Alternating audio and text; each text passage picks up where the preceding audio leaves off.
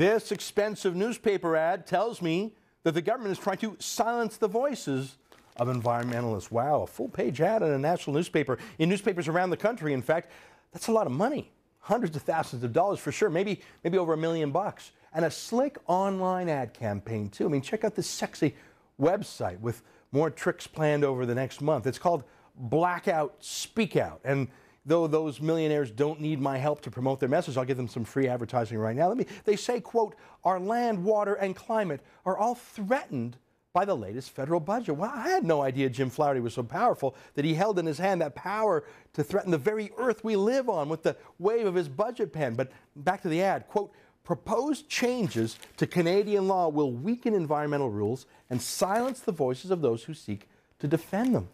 All our voices are at risk. Silence is not an option. And it's written on a black page, so you know they're serious. Look, all of our voices are at risk because of Jim Flaherty? It's just pretty amazing, because if my braying voice hasn't been silenced yet by, I don't know, cartoon-burning crazy people upset over the fact that I dared to republish the Danish cartoons of the Muslim prophet Muhammad, or, if a 900-day prosecution by the Alberta Human Rights Commission for publishing those same cartoons didn't shut me up, and if a dozen complaints about my opinions to the censors at the Canadian Broadcast Standards Council to shut me up haven't worked seriously, do you think Jim Flaherty's budget is going to shut me up? To, quote, put all our voices at risk? Of course not. It's propaganda, it's extremism, it's typical radical fear-mongering by foreign-funded environmentalist NGOs. I mean, take a quick look at the list of foreign-funded groups that came up with the $1 million for this weird campaign. Look at the website here, the David Suzuki Foundation. $1 million in foreign money, including from foreign governments, to attack Canadian policy. Environmental Defense, that takes big union bucks from the United Steelworkers of America to attack their Canadian competitors up here in Canada. Seriously, American money is paying for this attack on Jim Flaherty. The Sierra Club and the World Wildlife Fund, foreign multinationals with their Canadian branch plants, all too happy to attack the duly elected Canadian government. Greenpeace, the $350 million a year transnational corporation headquartered overseas that's actually losing members in Canada because it's so extreme, but it makes a tidy profit here off gullible donors and repatriates that money back to their head office in Europe. The Pembina Institute, a two-faced think tank that actually sells consulting services to oil companies and then attacks oil companies, but funny enough, its public attacks on oil companies seem to always spare the companies that pay it money. Or the West Coast Environmental Law Foundation, perhaps the most disappointing NGO on the list, because as lawyers, they know this ad is a lie. Jim Flaherty's budget will not silence a single Canadian, nor could it. Legally, the Constitution protects our free speech, even for foreign-funded NGOs like the West Coast Environmental Law Foundation that took $100,000 from a Washington-based lobby group to attack Canadian jobs. The only thing about this ad campaign that I like is their promise to turn off all their websites on June 4th as some sort of protest against Flaherty's fantasy censorship, which is sort of the point here, isn't it? Because Jim Flaherty could not censor a website in Canada himself. The only reason why these foreign-funded extremists will turn off their websites is because they choose to as a publicity stunt. Here's what's really going on. Jim Flaherty isn't censoring anybody. He's hiring more auditors for the Canada Revenue Agency and asking them to crack down on tax cheaters. So why are these extremist environmental groups upset about that? Well, here's why. Of the 11 groups that have pooled their money to run these U.S.-style attack ads, 10 of them are registered Canadian charities. Every single one of the groups spending $1 million on this attack against Jim Flaherty, and the budget is supposed to be doing charitable work, except for Greenpeace. They used to be a charity, but they had their charitable status revoked in the past for being too political. See, that's the thing about charities. They're not allowed to be political. Let me read from a surprisingly plain English memo published by the Canada Revenue Agency. I'll put it up on the screen because it's a little bit long and I want to read it word for word. Here's a quote. Under the Act, that's the Tax Act, and common law, an organization established for a political purpose cannot be a charity. The courts have determined political purposes to be those that seek to further the interests of a particular political party or support a political party or candidate for public office, or retain, oppose, or change the law, policy, or decision of any level of government in Canada or a foreign country. It's pretty clear, isn't it? Every Canadian has the right to be political or partisan or just plain old irritating. I mean, you can oppose or support Jim Flaherty. You can even be a registered lobbyist taking money from a foreign government like the David Suzuki Foundation is. You can even take buckets of money from the U.S. steelworkers to Canada, but you just can't call that a charity. That's lobbying or campaigning or something, but it ain't charitable work. Revenue Canada has this helpful example to explain why it's not charitable. I really like this example because it's so plain. It's a bit long, but let me read it. I think you'll really get it here. The light went on for me here. Quote, the main reason why the courts rule out political purposes for charities is a result of the requirement that a purpose is only charitable if it generates a public benefit.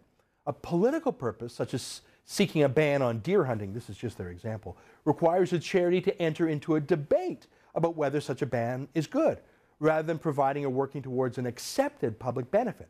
It also means that in order to assess the public benefit of a political purpose, a court would have to take sides in a political debate. In Canada, political issues are for Parliament to decide, and the courts are reluctant to encroach on this sovereign authority, other than when a constitutional issue arises. Okay, let me explain that again, although I thought it was pretty clear. If we don't all agree that deer hunting is all bad or all good, well then how can one side of that argument be considered charity work? We all agree that feeding the hungry is good, or housing the homeless is good. There's no dispute about that. But whether or not deer hunting is good or bad, or oil pipelines are bad, or Jim Flaherty is good, these are by definition matters in dispute. So you can't possibly call one side of that argument a charity work. So, for example, when David Suzuki appeared in this campaign ad for the Liberal Party, well, that cannot be a charity because it's highly political, highly disputed. That can't be a charitable act. Yet so many Canadian environmental lobbyists have somehow managed to get their hands on coveted charitable tax status, so they can raise money and give a charitable tax receipt to their donors, but do this kind of thing. Look, if you spend money on a regular lobbyist, you can't get that charity tax receipt because it's actually a tax subsidy from the government to promote doing good deeds. But supporting one political candidate or opposing one political idea or attacking a budget like this ad does, it's not a good deed, it's controversial. But for decades, partisan hacks and propagandists like David Suzuki and Environmental Defense and the rest of the lobby groups on this list have managed to get away with it. Probably because the Charities Directorate of Revenue Canada has so few auditors, possibly because it was too politically incorrect to ask St. Suzuki any tough questions about his political work. See, that's what Flaherty is doing.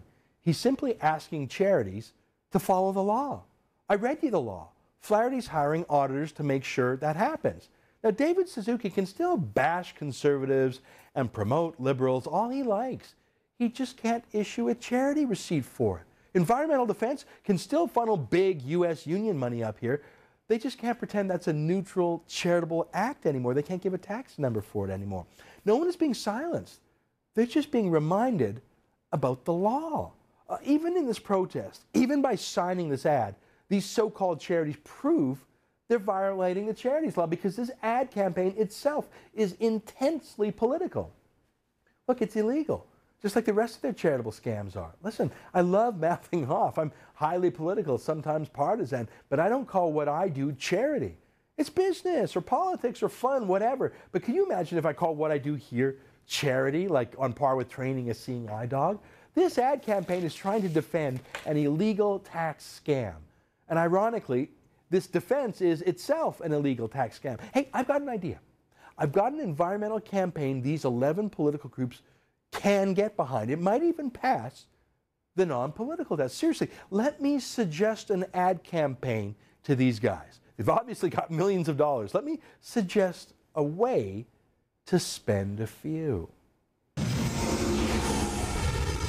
So look at these environmental NGOs here. Equiterre, a charity, Sierra Club, Pembina Institute, which run non-arm's length charities to launder their political money. 10 charities, plus Greenpeace, collecting foreign money to attack the Canadian government. Look, that's not charity.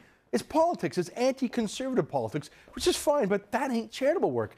Then again, even Canadian left-wing political parties can't take donations from foreigners, which is becoming a very important source of funds for the likes of David Suzuki.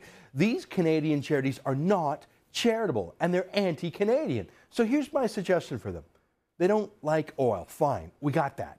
But out of the world's 87 million barrels of oil bought and sold every day, only about 3 million barrels come from Canada. So that's not even 5% of the world's oil. 95% comes from other countries. Countries like Saudi Arabia, where 15 out of 19 hijackers on 9/11 came from. That remains the world's largest financier of terrorism to this day, where women are treated like chattel. Seriously, in Saudi Arabia, they have literally declared a war on witches. They're hunting witches over there now. Or Iran, where since the revolution, between 4,000 and 6,000 gay men have been executed for the crime of being gay. Or Russia, tied with Saudi Arabia as the world's biggest producer of oil. Russia, where literally hundreds of journalists really have had their voices silenced for criticizing the government. They've been murdered. There's a list of them in Canada. A journalist who criticizes oil sands typically wins a prize and gets rich. Not so in Russia. Sudan, an up-and-coming oil producer, 300,000 people killed in the Darfur genocide. Or Venezuela, a belligerent country threatening its neighbors, allied with the Iranian dictator Ahmadinejad. So those are the folks who dominate the world's oil production. Most of them are in OPEC, but not a single one of these so-called charities I mentioned has run an ad campaign about human rights in those countries, about true censorship and silencing in those other oil producers. See, in those OPEC countries, if you criticize the government, if you mock the finance minister, you don't just risk losing your charitable tax status, you risk losing your life. I think it's something we can all agree on, that no one should be killed for believing in freedom, gays shouldn't be hanged for being gay, women shouldn't be stoned to death for being witches, actually that witches don't exist. I think we can all agree on that. Journalists should not be assassinated. We all agree. So it's probably enough to actually meet Revenue Canada's test of a true charity, stopping the murder and mayhem in OPEC dictatorship. See, that's an ad campaign that would criticize the world's biggest and meanest and worst producers of oil. That's something that would clean up the earth too, since, as you can imagine, if you don't care much about human life, you probably don't care about plants or animals either. This is an ad that my friends at Ethical Oil made. See, taking on the real enemies. That's something that would make the world a better place, whether you regard yourself as a liberal or a conservative. That's charitable work. That's something that our rich environmental lobby groups with their big foreign donors could actually afford to do. But they choose not to because they're not truly charitable, are they? And they actually don't really care about stopping oil. They never have opposed Saudi oil imports to the United States or even Eastern Canada. They just hate Canadian oil. Not all oil, not even conflict oil, not Sharia oil. They just hate Canadian oil. I'm not asking for Greenpeace to break into a refinery in Saudi Arabia. They get killed. But how about an internet ad campaign? I'm not asking for Ekiter to have a protest in Tehran, Iran. But how about opposing Iranian oil exports to Europe? I'm not asking Pembina to protest outside Hugo Chavez's palace. But how about mentioning that oil sands oil has a lower carbon footprint than Venezuelan oil? I'm not even asking these 11 foreign-funded groups to stop hating Canada. I don't think their hatred deserves charitable status, but hatred shouldn't be against the law. Jim Flaherty hasn't called for anti-Canada hatred to be silenced. Me neither, actually. All I'm asking for is that these 11 groups who are spending 100% of their funds and wrath focusing on Canada, the most liberal, gentle oil producer in the world, maybe these 11 guys can set aside 5% of their time and energy and massive budget, just 5%, to share some of that hatred with the truly barbaric oil-producing countries of the world. It's sort of too bad we don't actually have an environmentalist group that gives a damn about that. But they care more about their own special, lax tax loopholes and their political agendas to actually stand up to the world's real bullies. Too bad.